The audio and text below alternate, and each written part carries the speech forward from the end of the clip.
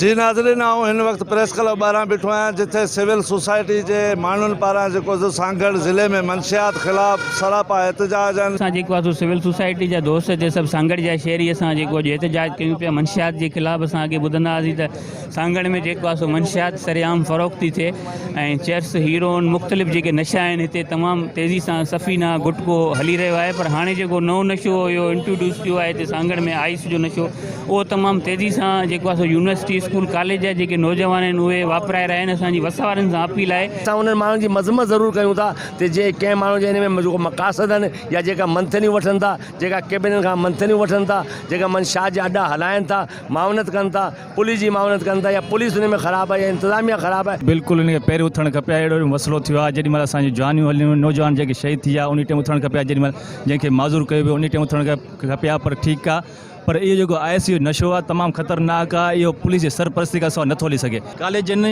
यूनिवर्सिटियुनि ऐं हाणे शहरनि घटनि में अची वियो आइस। पर असांजो अॼु मुतालबो आहे त सांगड़ शहर में ॿियूं त मंशात के विकामंदियूं, सोपारियूं विकामंदियूं, सफ़ीना विकामंदियूं हुयूं, चर्स विकामंदो, ठरो विकामंदो। हाणे हिकिड़ी अहिड़ी लानत आई आहे आइस जेका नौजवाननि जी ज़िंदगी खे तबाह थी करे। कैमरामैन टीम सां गॾु अंजुम आफ्ताब, सिंध टीवी न्यूज़।